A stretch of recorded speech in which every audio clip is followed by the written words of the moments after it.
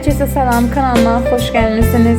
Tanınmış ve sevilen müğənni Zemfira İbrahimovanın oğlu İbrahimin bugün ad günüdür. Onun atası ona sürpriz edip həmin görüntüləri o sosyal medya hesabında paylaşıb.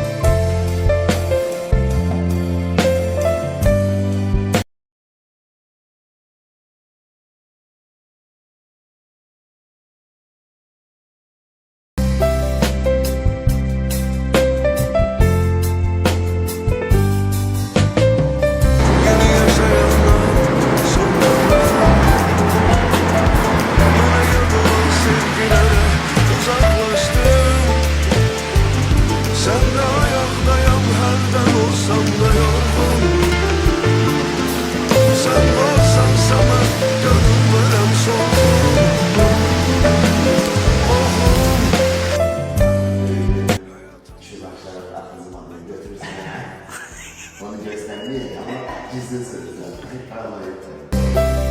Varlığımla sevinçten gözlerim